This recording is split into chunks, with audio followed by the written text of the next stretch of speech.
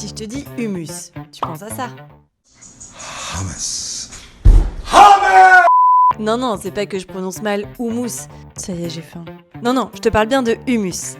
Un genre de terreau naturel ultra important pour stocker le carbone dans le sol, et donc pour la planète. Et oui, puisque les sols contiennent plus de carbone que la végétation et l'atmosphère réunies. C'est énorme. Bref, si t'as 2 minutes, je t'explique l'histoire du carbone dans le sol, du humus jusqu'à l'houmous.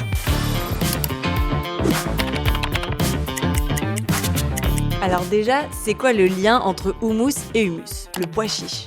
Fun fact pour briller à l'apéro, en fait le pois chiche, c'est le nom de la plante qui produit la graine, le pois chiche. Et c'est cette graine qui nous permet de faire le houmous. Tadam! Donc le pois chiche c'est une plante. Et comme toutes les plantes, le pois chiche capte du CO2 grâce à sa marraine la bonne fée, la photosynthèse.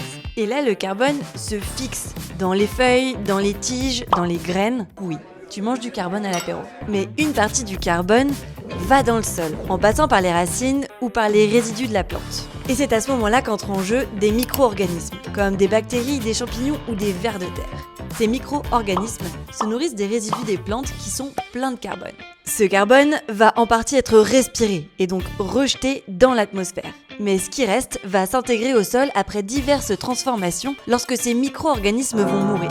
C'est ce qu'on appelle le humus. Aujourd'hui, la star du mezze et de nos apéros, c'est parti pour un houmous garni à ma façon. Et voilà, le carbone est stabilisé et bien protégé par les sols. Et c'est là que, comme pour les océans, en fait on va parler de puits de carbone. Donc si je résume, les plantes fournissent le carbone, les micro-organismes le transforment et les sols les stockent. Donc ce travail d'équipe, c'est ce qui se passe pour le pois chiche, mais c'est aussi grosso modo ce qui se passe pour les autres plantes et les sols des forêts.